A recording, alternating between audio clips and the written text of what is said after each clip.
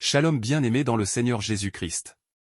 Aujourd'hui la servante de Dieu, pasteur Joël Cabassel responsable de l'Église, Assemblée évangélique Nouvelle Alliance, AENA, de Kinshasa, nous parle de critères d'un choix intelligent. La réussite dans le foyer dépend d'abord d'un bon choix de conjoint.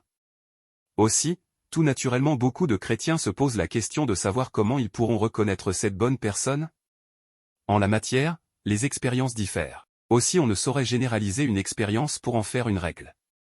Toutefois, existe-t-il un choix idéal? Comment le jeune chrétien peut-il être sûr de son choix dans le cadre du mariage? Dans une relation amoureuse saine, nous devrions y trouver les critères suivants, le respect de soi et de l'autre, la confiance, la sécurité, le consentement, l'écoute, un partage égalitaire des pouvoirs, etc. Il est possible de désirer des contacts amoureux sans vouloir de relations sexuelles. Merci de vous abonner et de partager la parole de Dieu aux nations car, il y aura plus de joie dans le ciel pour un seul pécheur qui se repent. Que la bénédiction de Dieu soit votre partage dans le nom puissant de Jésus-Christ. Amen. Monsieur, le premier critère de choix, mademoiselle, je te pose la question, qui tu es? Si tu sais qui tu es, tu sauras qui mettre à tes côtés. Si tu sais qui tu n'es pas, tu sauras aussi qui n'est jamais mettre à tes côtés. J'ai l'habitude de dire, ce n'est pas toute femme qui peut vivre avec un homme très intelligent. Ce n'est pas tout homme aussi qui peut vivre avec une femme très intelligente. Il faut savoir qui tu es. Il faut savoir qu'est-ce que Dieu t'appelle à devenir sur terre. Toi, tu es un médecin et tu sais qu'en tant que médecin, tu seras très souvent absent. Et évidemment, qui ne le sait pas, que le médecin, c'est comme l'avocat. Il parle avec des femmes, il parle avec des hommes. Mais tu vas épouser une femme qui est immensement jalouse. Où est-ce que tu es en train d'aller? Qui a des jalousies amères et des jalousies déplacées. Où est-ce que tu vas avec cette fille? Tu dois savoir là où tu vas. Il y a quelque chose des fois qui m'étonne. Je parle. Le premier critère d'un choix intelligent, vous devez savoir qui vous êtes et où vous allez. Pour bien choisir, tu dois savoir qui tu es et où tu vas. Adam a dit, voici cette fois-ci l'os de mes os, chair de ma chair. Adam savait donc que lui était chair, il avait besoin de la chair. Il était os, il avait besoin des os. Comme je l'ai dit tout à l'heure, c'est une révélation parce que qui avait enseigné à Adam l'anatomie? Personne. Comment savait-il? La chair, oui, il pouvait voir sa chair. Il savait qu'il avait de la chair. Mais comment savait-il qu'il avait des os? Qui l'avait enseigné ça? Personne. Mais Adam savait qui il était. Par la révélation, il savait qui il était. Pour bien choisir, le premier critère, c'est que tu dois savoir qui tu es. J'ai l'habitude de dire, quand on fait quitter Kinshasa pour New York, on ne va pas prendre l'hélicoptère. Tu vas tomber dans les fleuves Congo. Si tu quittes Kinshasa pour New York, tu dois prendre un grand avion. Pour choisir le type de moteur qui doit entrer dans ta voiture, tu dois connaître quel type de voiture tu as. J'explique ça autrement. Pour connaître quel type de batterie il faut acheter pour ta voiture, tu dois connaître quelle est la puissance de ta voiture. Pour aller à la station, tout ça je suis en train de donner des éléments, j'espère que chacun est en train de s'y recadrer. Pour quand tu veux recharger ton réservoir, tu dois savoir c'est essence ou... Si tu ne sais pas, on te demande même essence, gasoil, toi tu es là, tu gares la voiture. Tout ce que tu sais c'est conduire. Si tu ne sais pas ce que c'est, comment est-ce que celui qui va recharger va deviner? Tu vas endommager ta voiture. Monsieur, le premier critère de choix, mademoiselle, je te pose la question, qui tu es? Si tu sais qui tu es, tu sauras qui mettre à tes côtés. Si tu sais qui tu n'es pas, tu sauras aussi qui n'est jamais mettre à tes côtés. J'ai l'habitude de dire, ce n'est pas toute femme qui peut vivre avec un homme très intelligent. Ce n'est pas tout homme aussi qui peut vivre avec une femme très intelligente. Il faut savoir qui tu es. Il faut savoir qu'est-ce que Dieu t'appelle à devenir sur terre. Toi, tu es un médecin et tu sais qu'en tant que médecin, tu seras très souvent absent. Et évidemment, qui ne le sait pas, que le médecin, c'est comme l'avocat. Il parle avec des femmes, il parle avec des hommes. Mais tu vas épouser une femme qui est immensement jalouse. Où est-ce que tu es en train d'aller? Qui a des jalousies amères et des jalousies déplacées. Où est-ce que tu vas avec cette fille? Tu dois savoir là où tu vas. Il y a quelque chose des fois qui m'étonne. Je parle? Tu sais que tu as un appel ministériel, monsieur. Mais tu vas mettre à côté de toi une fille qui s'habille comme si elle était une scriptiseuse. Il faut savoir ce que tu veux dans la vie. Non, maman, moi, ça me plaît. Oui, papa, je suis d'accord avec toi. On est dans l'équilibre. Ça te plaît, mais ça doit te plaire dans ta maison. Parce que tu es appelé à une responsabilité qui ne te permet pas de t'exhiber avec ces genres de personnes. Tu dois savoir qui tu es. Des fois, je vois des garçons qui font des choix. Tu regardes, tu tiens la tête quand ils sortent de ton bureau. Le problème, c'est quoi? Tu ne sais pas qui tu es. Dieu t'appelle à quoi sur terre? Et tu choisiras bien ta femme. Tu choisiras bien ton mari. Que l'Éternel nous aide. L'ignorance de soi et de sa destinée pousse à un choix suicidaire. Tu vas faire un choix suicidaire parce que tu ne connais pas qui tu es. Mademoiselle, si tu savais qui tu étais, tu n'allais pas permettre que tous ces hommes te tripotent comme ça. Tu es une grande femme et tu pourras rencontrer l'homme qui saura valoriser la personne que tu es. Mais tu te laisses tripoter parce que tu ne sais pas qui tu es. Tu crois que c'est en te tripotant que le mariage va venir vite. Non, mon frère. Généralement, je ne chosifie pas la femme ni l'homme, mais je prends un exemple pour que tu comprennes. Généralement, quand on va dans un magasin, ce n'est pas l'habit qu'on expose qu'on prend. Quand on va dans un magasin, on préfère qu'on puisse nous amener l'habit qu'on a vu, mais qui se trouve dans le dépôt. Qui est la personne qui a capté? Il ne faut pas croire, mademoiselle, que c'est en te tripotant tous les jours que tu vas retenir un homme. C'est comme le fait d'avoir un enfant avec un homme. Ça ne retient pas un homme. Et d'ailleurs, je veux dire aussi une autre chose. Pourquoi tu veux les retenir? Tu me regardes bizarrement. Pourquoi tu veux le retenir? Parce que quand on dit retenir, c'est en français. Quand on dit retenir, c'est-à-dire c'est quelque chose qui vous échappe. Non. L'homme de ta vie ne doit pas être quelqu'un qui veut t'échapper, Non. L'homme de ta vie, il est là, il est avec toi, il t'aime. Tu n'as pas besoin de forcer pour qu'il reste avec toi. J'ai déjà dit, on ne se marie pas par pitié, on ne se marie pas aussi parce qu'il n'y a pas mieux. On ne se marie pas aussi parce que tu... Oh mon Dieu, je libère ça comme ça. On ne se marie pas parce que tu as besoin d'un lieu de refuge. Non, le mariage n'est pas un lieu de refuge. Ce n'est pas un camp des réfugiés. Non, il y a tellement de souffrances chez moi que je veux me marier. Tu vas mal tomber. Demande au Seigneur de t'aider. Non, je suis tellement mal à l'aise chez moi que je veux me marier. Le mariage n'est pas un camp de réfugiés. Tu vas commettre des erreurs. Tu vas choisir la mauvaise personne. Je te pose la question, qui es-tu? Si tu sais qui tu es, alors je demande la deuxième. Où vas-tu? Quelle est ta destinée terrestre? Et tu vas choisir. Tu vas choisir avec intelligence. Tout ce qui est beau n'est pas pour toi. Tout ce qui est joli n'est pas pour toi. Tu dois trouver la belle chose qui est pour toi. J'ai l'habitude de dire, c'est pas parce qu'un homme est bien qu'il est forcément ton mari. Il y a des fois des sœurs qui me disent, maman, c'est un homme bien. Mais c'est pas parce qu'il est bien qu'il est ton mari. Il peut être bien pour une autre femme. Tu dois savoir qui tu es. Vous savez, je vais vous dire une chose. Je vais donner un exemple. Je ne sais pas si vous connaissez. Je crois que certaines personnes connaissent. Vous savez, si mademoiselle, vous êtes ici et que vous êtes la future Joyce Meyer, vous devez choisir bien l'homme. Est-ce qu'on se comprend? Joyce Meyer, une enseignante américaine, évangéliste. Je ne sais pas combien de personnes elle regroupe à un seul endroit, mais en tout cas, elle fait partie des 5 premières aux États-Unis en parlant des pasteurs ou des enseignants. Mais dans le domaine de femmes, je crois qu'elle est la première. Si tu es une Joyce Meyer, tu dois savoir choisir bien ton conjoint. Le conjoint de Joyce Meyer est capable d'être avec elle sans être complexé. Il est avec elle. Son titre de chef, il sait que ça ne dépend pas de la chair. Il est chef dans son foyer. Et il n'a pas besoin de manifester cette autorité dans le ministère de Joyce. Dans le ministère de Joyce, il connaît sa place. Et il reste à sa place. Et il n'en a pas honte. C'est ce qu'on appelle un vrai homme. C'est un homme qui a une femme, parce que je sais que vous êtes peut-être là. Tu y auras peut-être une femme qui est appelée à monter dans les hauteurs. Dans un domaine de sa vie ou de sa profession, elle ira très loin. Toi aussi, tu auras ton travail, mais elle, son nom va se faire entendre dans son domaine. Mais un vrai homme sait rester avec une femme comme ça, sans complexe.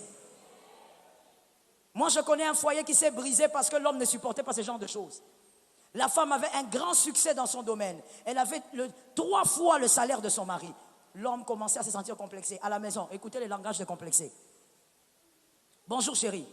Laisse-moi tranquille. Chérie, est-ce que tu peux... Tu joues avec moi? Oh. Qui a dit qu'on joue avec toi? Il n'y a pas de jeu ici, personne ne joue avec toi.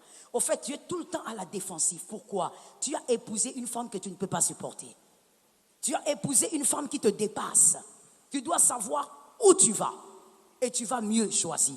C'est déjà aujourd'hui que tu dois choisir, mon frère.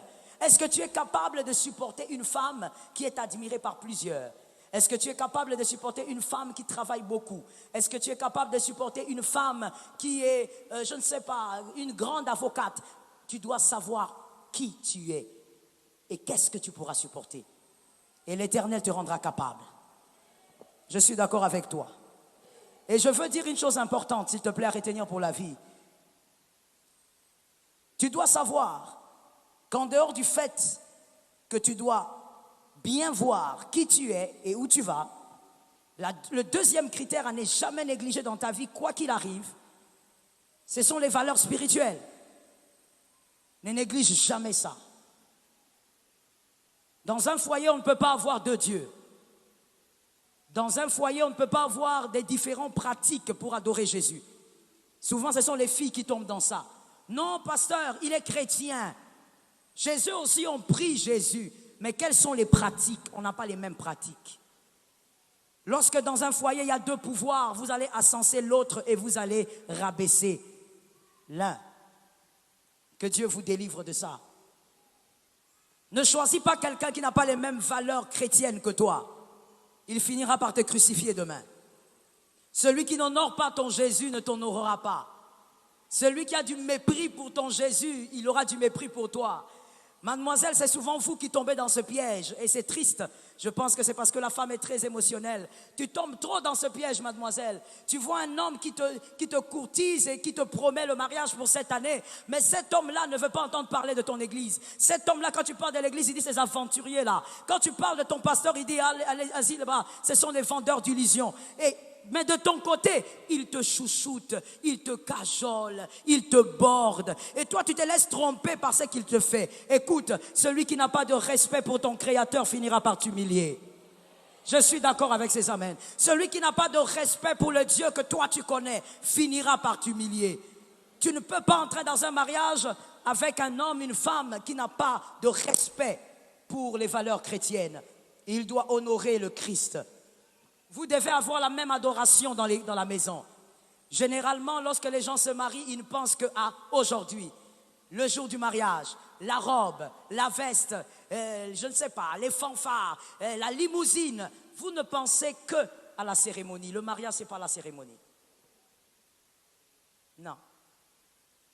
Le mariage, c'est lorsqu'on va tout finir ici et que vous commencez votre vie. Là, vous avez commencé le mariage. Et c'est là maintenant que les choses vont se dessiner. Vous devez adorer un même Dieu. Je dis à quelqu'un, sors de l'irresponsabilité. Merci. J'ai besoin encore des amens. Je dis à un homme, une femme, sors de l'irresponsabilité. Le mariage est aussi le lieu que moi j'appelle le piste d'atterrissage des destinées. C'est la piste d'atterrissage des destinées.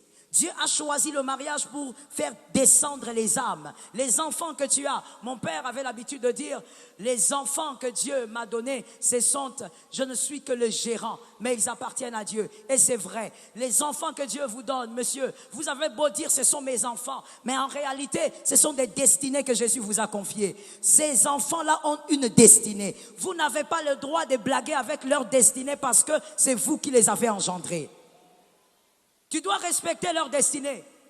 Quel Dieu tu vas donner à tes enfants? Samuel a été donné à Dieu parce que Elkana aussi allait au temple. Quelqu'un lit la Bible? Samuel, il y a des gens quand je dis Samuel, ils demandent Samuel c'est qui? C'est pas le nouveau ancien de l'église, il faut lire la Bible. Samuel a été donné à Dieu très petit, bébé pratiquement, parce que Elkana, le mari de Anne, lui aussi allait au temple. Si Elkana n'allait pas au temple, il allait dire à sa femme, tu es folle. Tu as pleuré pour un enfant, Dieu te donne, maintenant tu vas aller déposer l'enfant, rentrer main vide. Mais pourquoi l'enfant est parti? Parce que Elkana aussi monté au temple. Je dis à quelqu'un, si tu veux que tes enfants vivent une destinée glorieuse sur terre, vous devez être dans un mariage où vous adorez un seul Dieu. Cet amen est bizarre, donne-moi un amen. Où vous adorez un seul Dieu, Jésus de Nazareth. Et c'est là que vous allez prendre vos enfants, vous allez en faire une armée de héros. Je parle ou je laisse. Je sens une onction, je parle ou je laisse. Vous allez en faire une armée de héros. Vous allez en faire une armée dont le Congo aussi a besoin. Vous allez faire des hommes et des femmes qui pourront changer la donne dans notre nation. Vous allez avoir des hommes et des femmes qui vont entrer dans la politique mais qui ne seront pas corrompus. J'ai besoin d'un autre amen. Quand je parle de ta nation, tu me donnes un amen. Tu auras des hommes et des femmes que toi tu vas façonner. Moi j'ai l'habitude de dire, la famille, c'est plus que le KGB. Toi tu négliges la famille, tu crois qu'on se marie seulement, on se marie parce que tu as besoin de la sexualité, tu te maries. Mon frère, la famille est un mystère. Là-dedans, nous formons des hommes d'avenir, nous formons des femmes d'avenir, des personnes qui vont relever la nation, des personnes qui seront justes, des personnes qui ne vont pas voler dans le trésor public. Tu dois donc choisir un homme, une femme qui croit au même Seigneur que toi. Tous les soirs, tu prends tes enfants, tu les bourres de Jésus. J'ai l'habitude de dire, l'enfant ne grandit pas qu'avec le lait et avec une bonne école. L'enfant, il faut le bourrer de Jésus. Avant de dormir, Jésus. Au réveil, Jésus. En grandissant, Jésus. Même aux anniversaires, Jésus. Quand cet enfant grandira, il fera partie des élites de cette nation. Je croyais que je parlais à un homme responsable. Je parle à une femme responsable. Pour ton enfant de Jésus. Mais toi, tu vas épouser une femme qui, quand elle vient à l'église, c'est parce qu'on a forcé. Le pasteur a appelé, il s'est fatigué. Elle vient. Elle ne prie jamais avec les enfants. Les enfants ont déjà l'âge de parler. Ils lisent des livres, mais ils ne connaissent aucun verset biblique. Les enfants dorment comme des gens qui sont je ne sais où, sans prière, sans bénédiction. La nuit, tes enfants dorment dans un désordre total. Et tu dis quoi? Mes enfants sont intelligents. Mon frère, sur la terre des hommes, l'intelligence à un niveau ne suffit pas. Quelqu'un n'a pas entendu? Je reprends alors. Pour toi qui étais distrait, sur cette terre des hommes, ne te leurre pas. À un certain niveau, bien-aimé, l'intelligence seule ne suffit pas. Si ça suffisait, on n'aurait pas de président Illuminati. Si ça suffisait, on n'aurait pas de président franc-maçon. Pourquoi ils le sont devenus? Parce qu'ils ont compris que malgré l'intelligence, malgré les compétences, à un moment donné, il faut un appui spirituel. Mais moi, je dis à quelqu'un, l'appui spirituel que toi tu as, il est plus grand que les Illuminati, plus grand que les francs-maçons. Je parlais de Jésus maintenant. Il est plus grand que toutes ces choses. Donne tes enfants Jésus. Donne tes enfants Jésus. Que quelqu'un me dise Jésus le matin. Regarde comment tu parles fatigué. Dis-moi Jésus est le matin. Jésus le soir. Jésus toute la vie. Mon frère, écoute-moi. Si tu épouses une femme qui adore le Jésus que toi tu adores, de la manière dont vous le concevez, même si dans la vie, vous ne laissez pas aux enfants des buildings, vous ne laissez pas des comptes en banque, vous les laisserez Jésus. Jésus.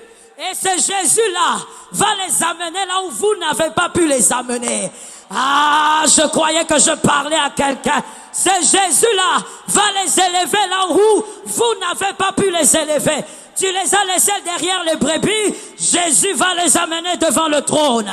Ah, je croyais que je parlais. Tu avais laissé tes enfants derrière les brebis. Jésus va les positionner.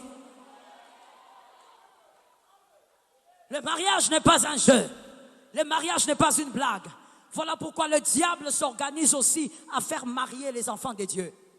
Il t'envoie une sorcière. Mon frère, ça existe, c'est une réalité.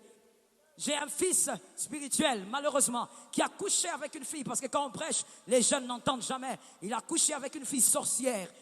2 jours, c'était trop. La boutique qu'il avait, l'entreprise qu'il avait, la petite entreprise, est allée KO. Je n'étais même pas au courant. À mon retour d'un certain voyage, il me dit, maman, je n'ai plus rien. Je dis, quoi? Comment toi qui avais ça, qu'est-ce qui s'est passé? Il dit, je ne sais pas. Je dis, mets-toi à genoux, on va prier. Et quand on a prié, le Saint-Esprit a ouvert le voile. Que le Saint-Esprit ouvre le voile sur ta tête. Le Saint-Esprit a dit, ce garçon a couché avec quelqu'un. Je lui ai dit, monsieur, coupe la prière, regarde-moi, avec qui tu as couché quand je n'étais pas là. Il m'a regardé, il m'a dit, maman, c'est vrai, j'ai rencontré une fille, mais d'ailleurs, je ne la vois même plus. J'ai dit, le Seigneur me dit, tu as couché avec une sorcière. Et ce n'est pas une sorcière qui ne le sait pas. Elle est sorcière. En lingala, on dit, à Pumwaka. Shalom bien-aimés dans le Seigneur Jésus-Christ. J'espère que vous avez aimé cette vidéo. Abonnez-vous et partagez pour porter l'évangile de Jésus-Christ aux nations, car il y aura plus de joie dans le ciel pour un seul pécheur qui se repent. Merci de faire partie de notre famille Wonderful Jésus-Christ.